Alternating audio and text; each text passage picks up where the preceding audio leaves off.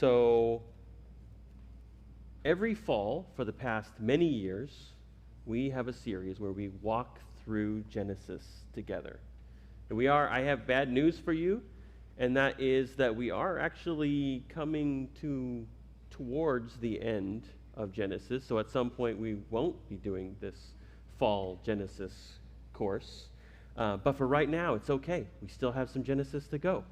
So we're going to start right back up. And I know the very first thing that you should be asking yourself is, it's still summer. Why are we doing our fall program? I'm just trying to help us all out here. I'm trying to call the fall weather into being. If we start the fall series now, that might happen. Maybe. It couldn't hurt. It's a good try. Actually, the real reason is that every year the elders gather together. We talk through the passages, and we look for where should we be at the end of this year. And it just seemed that we needed an extra couple weeks to get through the section that we were looking at. And so they just added a couple weeks. So we'll start in summer, but it's still our fall series. But because it's the first one, I need to catch us all up. Maybe you haven't been here all these years, so I'm going to catch you all up right now so everyone will be on the same page. So Genesis starts out very like in a cosmic sort of way. We have light and darkness, and God is creating things out of nothing and fashioning humans and breathing life into them. But humanity fell. Humanity chose to walk away from God, and that led to brokenness and being kicked out of the garden. And as evil increased, God chose to wipe it all away in the flood, providing an avenue for salvation in the ark. But just wiping away the evil didn't actually solve the problem. People were still evil. And so almost immediately after the ark, people start about getting back to the business at hand, which is rebellion against God. So they build a huge tower reaching up to heaven, and their goal is to get to heaven. There's a whole lot of conversation about what that means, but what is clear in Scripture is that they're in rebellion against God, and God puts a stop to that by scattering the people, by giving them languages that they could not understand, which actually I always think about this. Someone pointed out to me once, and I can never forget it. God's punishment, if you will, with the Tower of Babel situation was an act of creation. It wasn't that he did this, corporal punishment. Instead, he creates something new that does what he wanted them to do in the very beginning. He creates languages, and that scatters the people as he told them that they were supposed to, and that also puts a stop to this building of the Tower of Babel. So it's ironic that the Tower of Babel, what was the reason? Why did they build the tower? It says that they wanted to make a name for themselves. They were afraid because God told them that they were supposed to scatter across the face of the earth. They chose not to, and they said, we need to build this tower so we can make a name for ourselves, and God puts a stop to that. But the very next chapter, God comes to a nobody named Abraham and says, I am going to make a name for you. And again, it seems weird to say that Abraham is a nobody, but he very much is right now. See, we all know him. He's very well known in the history of faith. But at this time, he really is just a wandering nomad in the desert in between homes.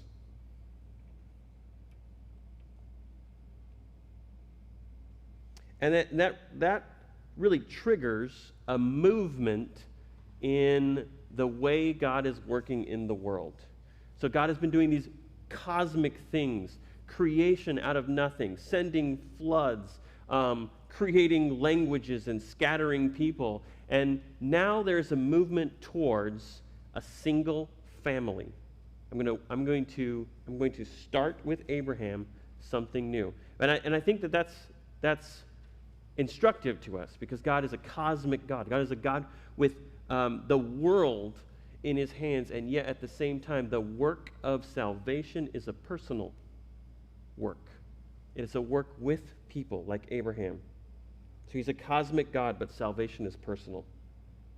And we read the story of Abraham's life and the lives of his children. Some of you have been around since we started this. If you haven't, go ahead and we have them sent up to YouTube so you can watch them over again. But I will just give you a spoiler that Abraham and his family and his children and his grandchildren is a bit of a train wreck. And there's good moments, of course, but a lot of like really bad decisions being made, and very useful for talking about what not to do. So again, it begs the question, what's so special about Abraham? He obviously wasn't picked because he was this super wise person or this very spiritual guy in the wilderness just waiting for God to speak to him. His family is a train wreck. He is a train wreck. He does all sorts of things wrong. But there is something that Abraham does that is really commendable. And one is that he has great humility, and he keeps coming back to God. When life is a train wreck, when he makes terrible decisions, he goes, that was wrong. I'm going back to God. And he keeps doing that. And I think one that teaches us about how we should interact with God, that when things go wrong, when we make bad decisions, we need to go back to God. And through Abraham, what we're seeing a lot is that God is accepting those who repent. So after Abraham has a child, Isaac. And Isaac's part of Genesis is actually rather small, so we're not going to focus too much time on him. But he has twins, Esau and Jacob. Esau being the older one, Jacob being the younger. And the twins don't get along very well either. Esau, the oldest, is taken advantage of by Jacob, who walks out with the birthright. There's a whole conversation. Is he tricking or is he just taking advantage? We'll just say he's taking advantage of the situation, and he steals the birthright. And not content with that, Jacob and his mother conspire to trick Isaac into getting Esau's deathbed blessing, which is very messed up. And when that is successful, yay! Esau is so angry that he decides, I'm just going to wait until Isaac dies so we can have a nice, happy funeral with the family, and then I'm going to straight up murder my brother. So, yes, exactly. Just staying together right now so we can have a nice death in the family, and then after that, that's when I'm going to go crazy. So Jacob hears of that and runs away with nothing, has an experience with God in the desert on his way to nowhere. And he says, if God will be with me and keep me in this way that I go, and will give me bread to eat and clothing to wear, so that I come back to my father's house in peace, then the Lord shall be my God. So there's this he has this experience with God, and he realizes something about God. But what Jacob needs, even as he's running away from his family, because they want to murder him, because he did some terrible things, he knows someday I do want to go back to my family. I don't want to live like this forever.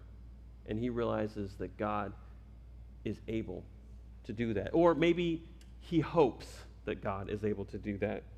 So Jacob goes and he runs into Laban, which is his, I guess you could call uncle-in-law. He's related to his mother's side, and meets a nice girl and decides he wants to marry her, but marries the wrong one. So the ceremony happens. he wakes up in the morning and he goes, oh no, it's the wrong woman that I'm married to now. Decides, I can fix this problem. I'll marry the right woman, the sister, which if you ever have the opportunity to marry 2 wives, don't do it. If you further have an opportunity to marry 2 sisters, definitely don't do it, because it basically triggers a marriage war between the sisters. And there's no way that I read what is happening in that relationship where I think, oh, that's probably what God wanted in that moment. So it's a train wreck. And if you think that the marriage is going poorly with the 2 warring sisters, you should see what's going on with the in-laws, because Laban and Jacob are not doing well after he's been serving Laban for many, many, many, many years. Laban basically, Jacob says, I'm out. So he runs away in the dead of night, and Laban comes chasing after him with hundreds of men, or I think it's hundreds of men, lots of men. It's very clear that Laban wants to hurt or kill Jacob, but God prevents him, speaks directly to Laban to say, you're not allowed to kill Jacob. And Laban leaves. And that's actually where we left last time. That's where we left off, is he was running away from Laban. Laban was chasing him with men, and God prevents Laban from killing Jacob. And now Jacob is safe. He's going back to the man who wants to murder him, which is Esau. And that's where we pick up the story. So the fear of Laban is dissipating as Laban leaves. And now we're going back. We're going to try to reconcile with Esau, who last we heard wants to murder him. So we're going to pick up in Genesis chapter 32, verse 1. Jacob went on his way from the experience with Laban, and the angels of God met him. And when Jacob saw them, he said, this is God's camp. So he called the name of that place Mahanaim. And if I didn't know any better, I would say that that's a callback, because that's just what happened when he ran away from Esau and his family. As he ran away, had experience of God in the desert, random place, names that place. The first time that happens, he named it Bethel, which means house of God. And this time he names it Mahanaim, which means 2 camps. People aren't really sure what that means, 2 camps. I can think of 2 options that it could be. Perhaps it's 2 camps because it's my camp and God's camp, and they happen to be the same place. But actually, in just a few pages, we're not going to get to it. But we are going to get to. He splits up into 2 camps. He does that twice. He splits up into 2 camps. So it could be that he's talking about that. But 2 camps. Has experience with God, names the place 2 camps. And Jacob sent messengers before him to Esau his brother in the land of Seir and the country of Edom, instructing them, thus you shall say to my lord Esau, thus says your servant Jacob, I have sojourned with Laban and stayed until now. I have oxen, donkeys, flocks, male servants, and female servants. I have sent them to tell my lord in order that I might find favor in your sight. So credit where credit is due for Jacob. Jacob is known to be a crafty, sneaky kind of guy. And at the very least in this moment, he doesn't try to skulk into the land. He directly reaches out to his brother. Okay, not directly. He sends messengers. Baby steps. But we in our culture, we would think that is not going directly. But their culture is very different, and how they deal with reconciliation is different. In Middle Eastern culture, after there's a break in relationship, you are actually not allowed to go directly to the person. Okay? What you need is a third party, either someone who still is in relationship with both of you, or a neutral third party. And that's actually what these servants are acting as. So Jacob has no relational standing. He cannot just go straight to Esau. But he chooses the most direct way that is possible to throw out the feelers and say, actually, I would like to come back.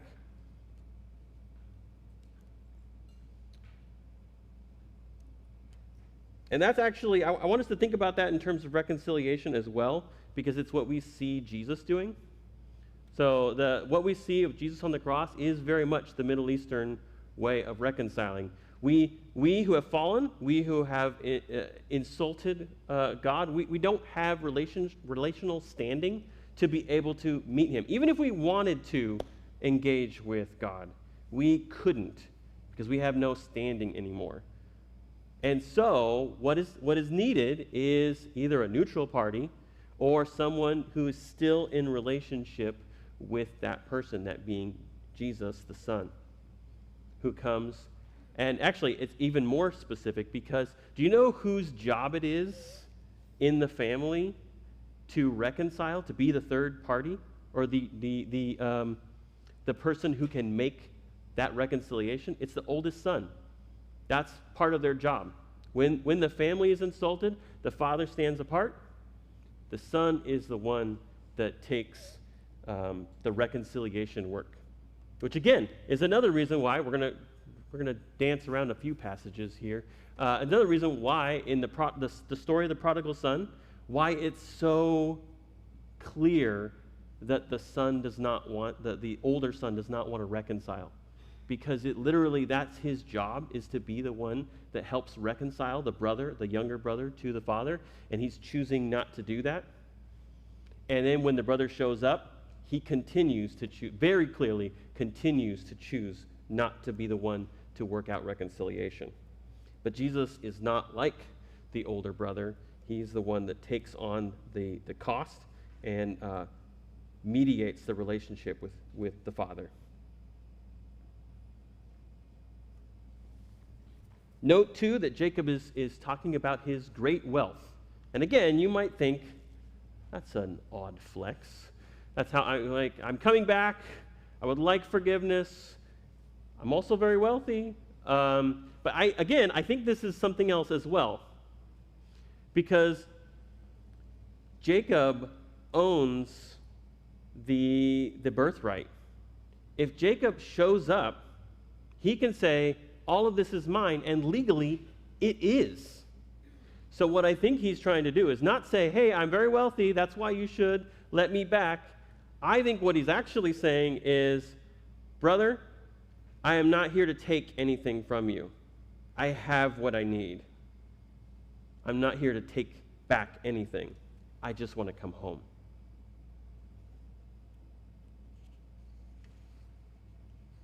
And again, I want us to think about this even more.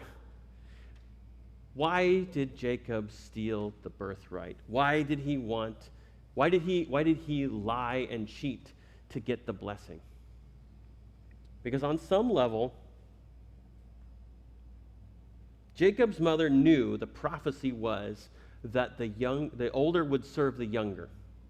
The older would serve the younger. And based on the fact that Jacob and his mother are both literally and figuratively thick as thieves, I think Jacob knows too that that's the prophecy. But he doesn't see how it's possible that it's going to happen. Not without that birthright. Not without that blessing. I need that. I need that. And so he basically blows up his family to get it. I need to make sure that what God wants to happen is going to happen. So I'm going to lie. I'm going to cheat. I'm going to steal. And I remember actually last year when the elders were gathering together, reading over these passages, I kept saying, it doesn't have to be this way. I don't know why it has to be this way. I'm never going to say that, oh, the reason why Jacob is in this place right now is because it had to happen. And I remember saying, I don't know how it would happen, but I believe that Jacob does not need to do this. And then reading this passage, it really felt like a sense of kind of completion, because I realized it's true. God does not need this, because Jacob runs away because he's about to get murdered with nothing.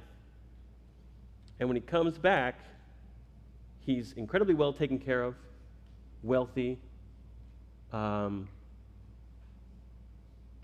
of looks like he had the birthright. Kind of looks like someone who had the blessing. He didn't have to blow up his family. God was going to take care of him anyways.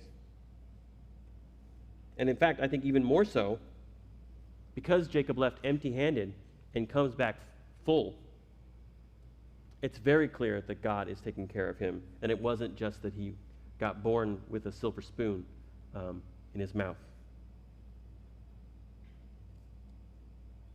So, again, I just want to say, when it comes to waiting on the promises of God, actually wait on them. Don't think that you have to take control, and especially if you feel like, I just need a couple sins to make this promise of God actually work. That is not what we want to do. Because look, Jacob is coming back with his hands full, and the only thing that's wrong is that his family is totally broken. But if it happened the other way around, if he had said, brother, you take the birthright. Brother, you keep the blessing. I think the same thing would I think he would leave alone and come back full. I think the same thing would have happened because God was watching out for him. So the messengers returned to Jacob saying, we came to your brother Esau, and he is coming to meet you. Great news. And there are 400 men with him. Not as good news. Shouldn't pause there. There's a comma. Then Jacob was greatly afraid and distressed. He divided the people who were with him and the flocks and herds and camels into 2 camps, thinking, if Esau comes to the one camp and attacks it, then the camp that is left will escape. We don't have to worry about finding Esau in the desert. He's on his way, and 400 men too. And Jacob isn't sure why these people are coming. Could be a party, could be the welcome mat, could be murder. And in his defense, the last thing he heard from his brother is, I want to kill you. And so that tends to color what you're seeing when you see 400 men coming. It's not stretched to think that that's what's happening.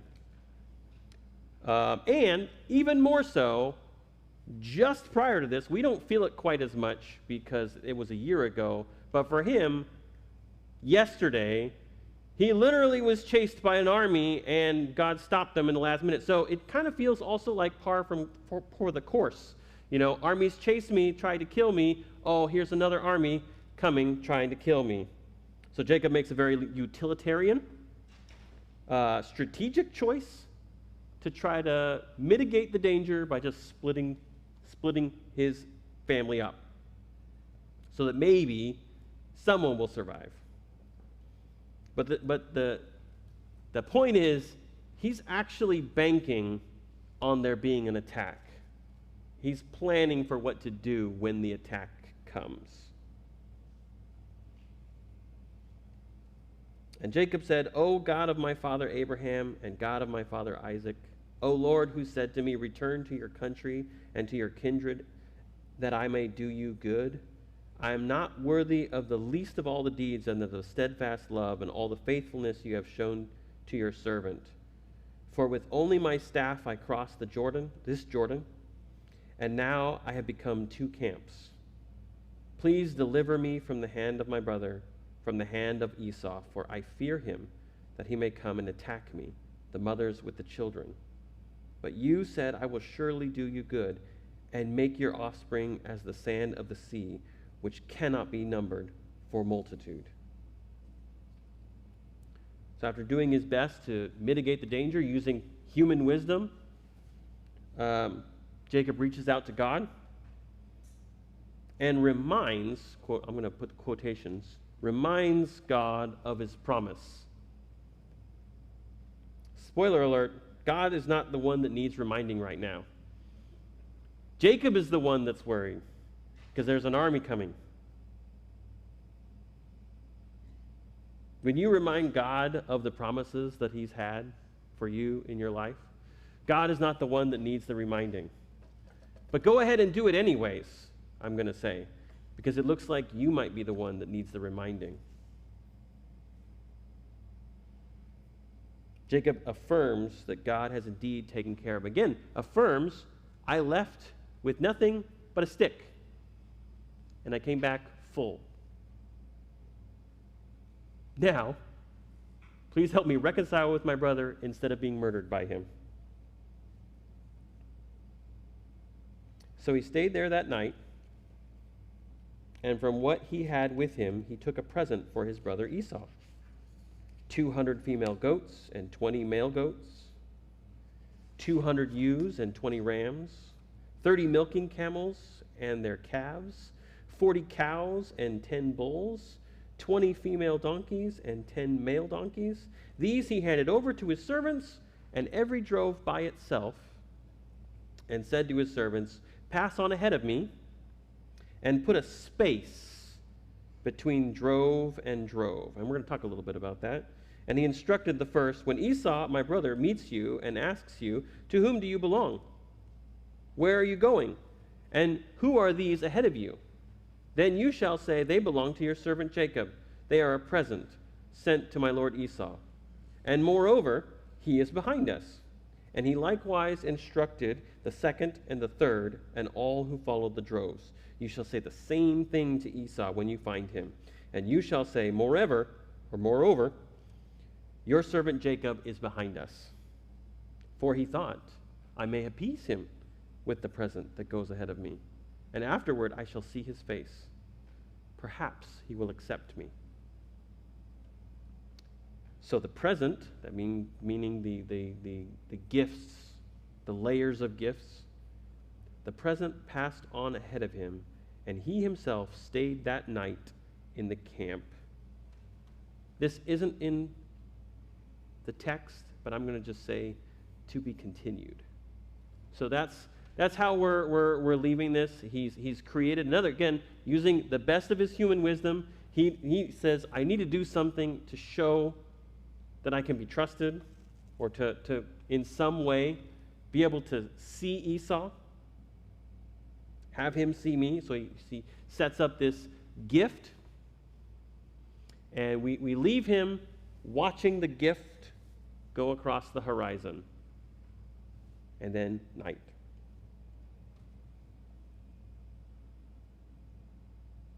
So he sends droves of gifts with a space in between him. He's very clear about that. Make there be a space between gift and gift. And I think there's some strategy and purpose to that. And I actually think that it's a sign that he has some inkling of what it's going to take to reconcile. Because let's say there's no space. Let's say he gathers that same gift.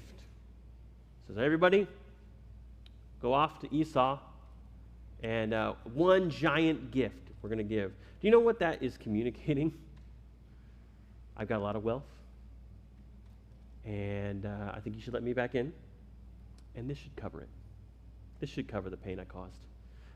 One, I don't think that works because it's dismissive to the pain that you've actually caused. I want you to think about someone coming up to you, giving you a set amount of money, somehow in accordance with the hurt that they've caused you, and saying just that. This should cover it. And you ask yourself how you would respond in a situation like that. There's a gap between the gifts.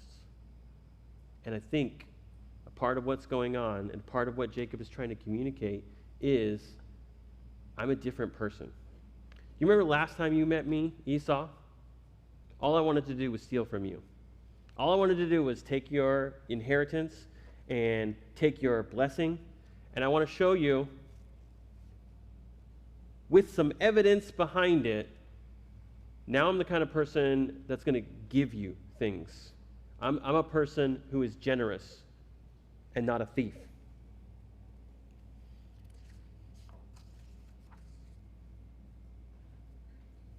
Again, he doesn't come in with his wealth and say, this should cover the pain that I've caused. Now let me back in. But he also doesn't come up with the very weak sauce, I'm a changed man. That's why you should let me back in. He sets up a precedence. He sets up a pattern and saying, this is the pattern that I'm going to be following now. Generosity instead of thievery. And I'm going to make the choice to consistently honor this relationship. And I'm showing you right now how it might be. Some people are going to come to you after they've hurt you, and they're going to say, I'm a changed person. And you don't have to take that. Because where is the evidence of that? And if you are the person who has offended, I think you should change as a person. But I also think you need to put patterns into place so that when you say, I am a changed person, it's because it has in fact taken place.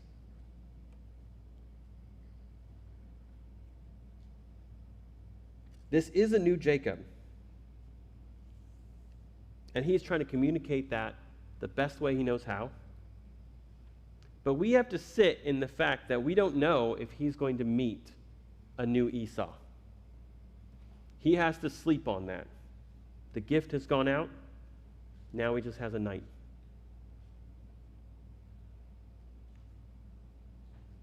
And again, I think this is a great way for us to start our series on Genesis, because it's very good at catching you up to all the things that have been happening in the last 2 years.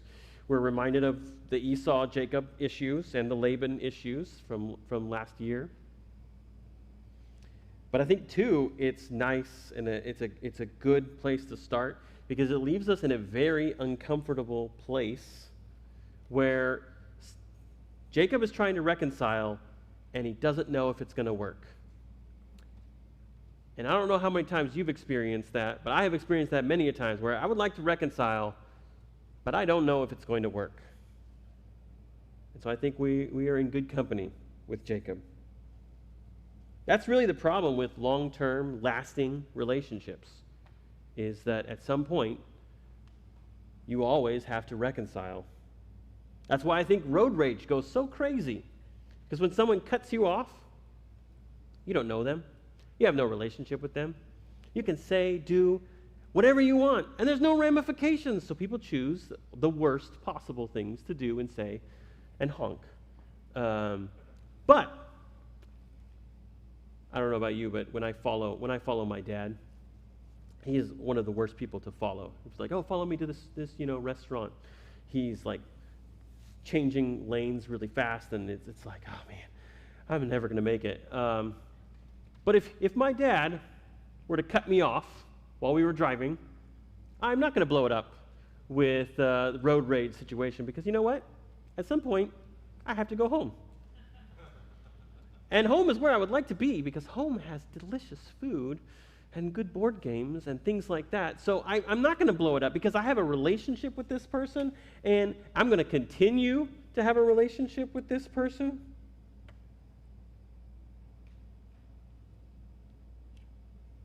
So when you have long relationships with people, when you have family, that's why we have to be really careful with how we treat one another. And when we fail and when we hurt one another, we need to reconcile. Sooner or later, everyone has to go home. And this is Jacob's time.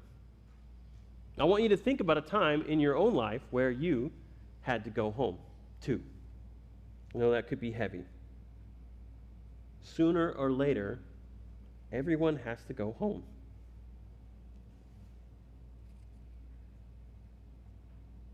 And I think we should talk about what we see in this passage, about how Jacob is trying to reconcile.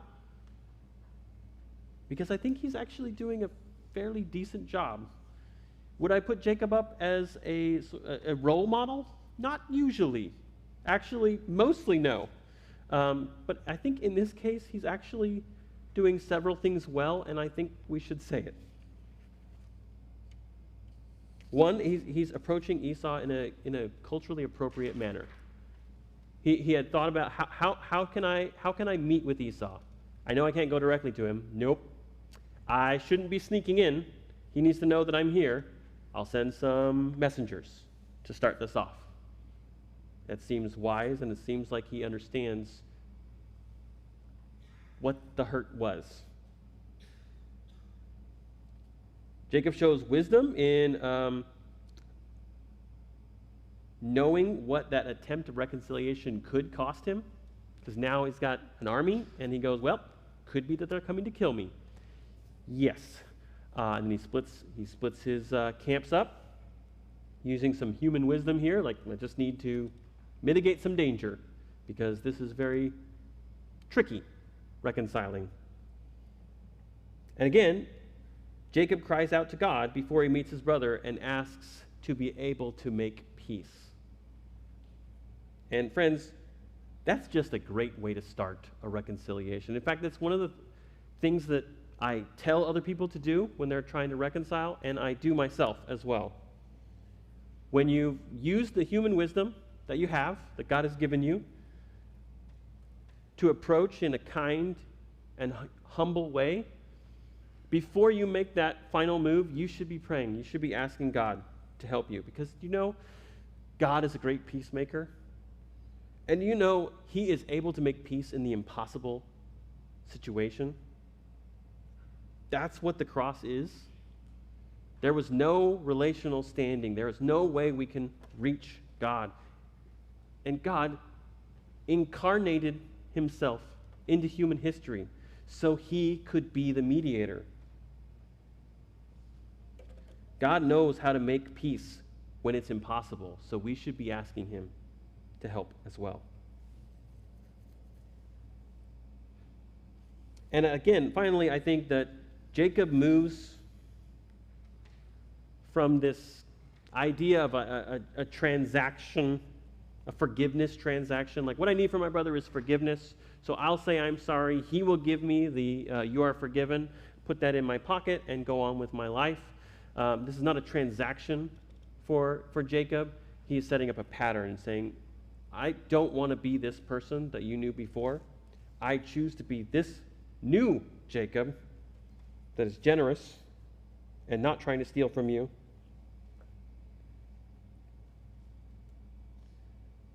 And I'm going to choose to be a person that values this relationship enough to actually change.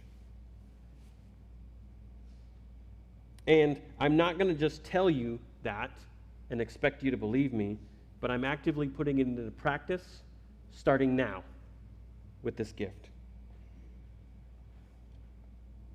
So as we think about the people that we need to reconcile with, we should consider how peace can be made. Is there some way that you need to approach the person? Can it be directly? Can it not be directly? I think asking for wisdom, using the wisdom that God has given you, is important in making peace. Do we need to do some work on ourselves with God and some godly counselors so that we can actually be changed? Often, yes.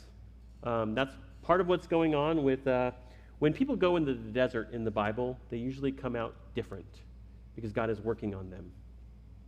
God was working on Jacob so that he could be in this place and live this kind of different life. Sometimes we're going to need help to actually make changes.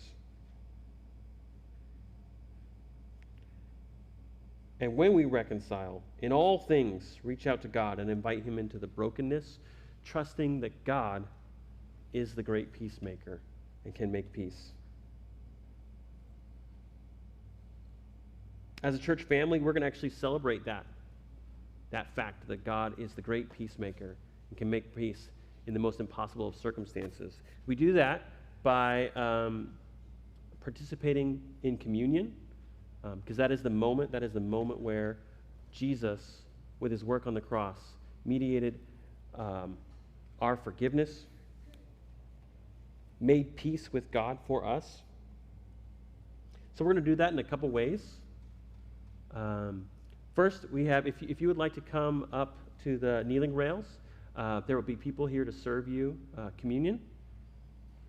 And we have tables in the back if you need to be alone or if you feel like that's the best way that you can engage with this story. We do this to remember that we were in an impossible situation, alienated from God, and we could not be reconciled. But Jesus came through his work on the cross, through his death, through the shedding of his blood and the breaking of his body, made peace for us. So with that, we enter into communion with that knowledge, with that joy, and just know that the tables are open for you to come and experience that communion.